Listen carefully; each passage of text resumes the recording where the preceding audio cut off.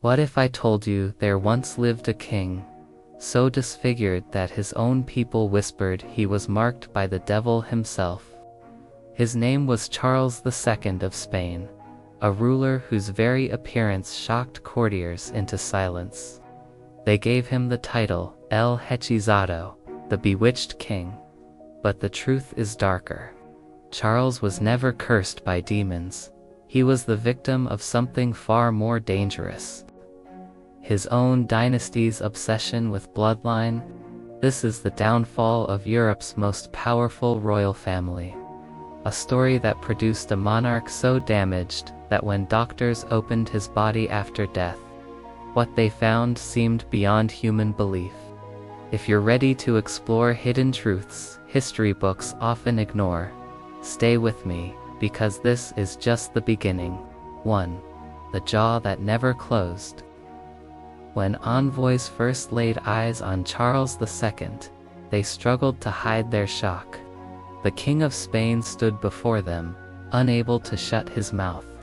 His jaw jutted forward so severely, his lips could not meet, leaving his mouth always open, like a door hanging off its hinges. This was no random defect. It was the legacy of 2 centuries of family inbreeding. The Habsburgs believed in keeping power within their circle. Cousins wed cousins, uncles married nieces, and sometimes a single person could be their own relative several times over. Charles's parents themselves were uncle and niece. His grandparents too repeated the same pattern. By the time he was born, his genetic pool was as shallow as an isolated island family. The result was what doctors now call mandibular prognathism, the infamous Habsburg jaw. His lower jaw stuck out so far that even when his mouth was closed, a coin could pass through the gap between his teeth. Eating was nearly impossible. The top row of teeth rested entirely behind the bottom row. Chewing was hopeless. Palace cooks were forced to grind his meals into soft mush. Soups dripped from his lips. Solid food slid out. And banquets turned into grotesque scenes where servants wiped drool from the king's chin. His speech too was barely understood. His deformity twisted every word into wet mumbles. So much that even his own advisors often failed to comprehend him. Letters from his mother, Queen Mariana, reveal her fear that her son might choke to death on his tongue at night. The most powerful man in Europe was seen as a constant choking risk. And yet the family continued their destructive marriages, valuing power above the suffering of their children. Charles himself became a living testament to what happens when human genetics collapse. 2. A body that defied reason. The Habsburg jaw was only one part of his tragedy. Charles II's entire body was warped in ways that made him look less like a king and more like a walking curse. At 35, he resembled a frail child, shrunken and bent by some cruel hand. Barely 5 feet tall, his head grew oversized, compared to his fragile frame, his neck thin and weak, his arms and legs skeletal, while his torso seemed compressed and hunched. Charles could not even walk until he was 8 years old. When he finally learned, his steps were clumsy shuffles, clinging to walls like a man 3 times his age. His spine bent so severely, he appeared forever stooped, carrying the weight of centuries of genetic ruin. His mind suffered as much as his body. He lagged years behind other children, unable to read until 10, and even then with little understanding. Tutors described him as a vessel with holes. No knowledge remained inside. His emotions too were unstable. Fits of screaming tantrums followed by hours of vacant silence. His hair grew thin, patchy, and lifeless, falling away in clumps. painters tasked with immortalizing him in royal portraits could only disguise so much. Each year his condition worsened. While most matured and stabilized, Charles deteriorated, like a body fighting against life itself, baffling doctors who had no answers for what they saw. 3. The King Without Heirs. His tragedy turned into disaster for Europe. The mighty throne of Spain was held by a man unable to produce a child. Charles married twice.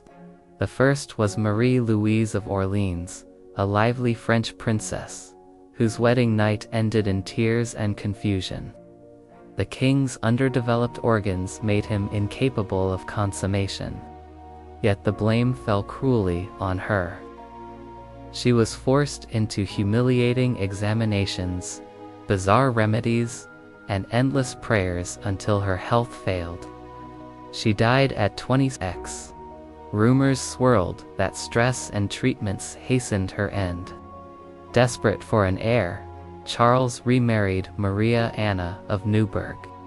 She too discovered quickly the truth. Her husband could never father a child. Physicians from across Europe prodded and measured, seeking solutions with potions, charms, and even mystical rituals.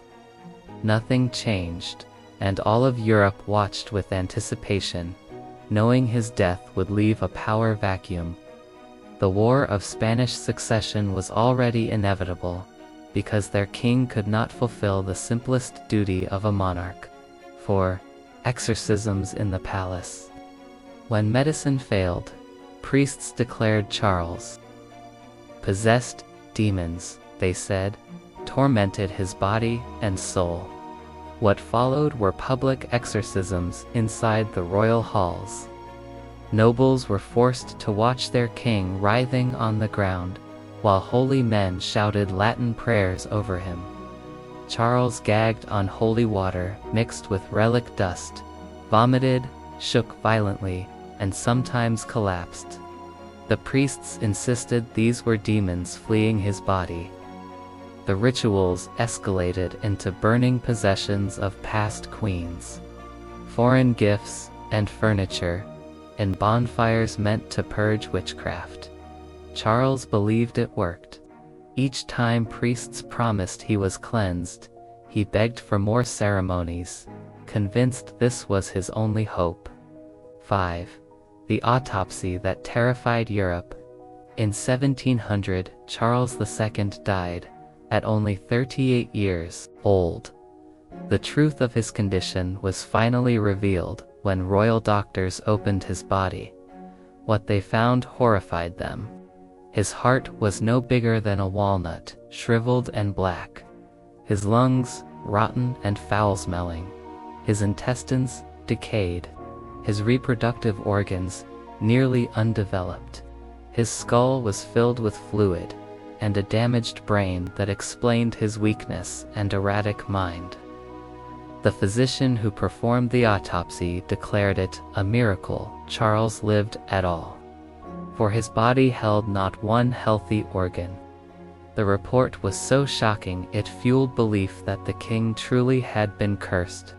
Spain's dynasty collapsed with him, and Europe erupted into the War of Spanish Succession, a decade-long slaughter that took countless lives.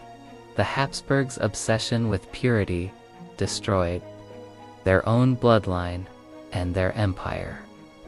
The tragic end of Charles II proved that sometimes the greatest enemy of kings is not revolt or invaders, but the very blood flowing in their veins.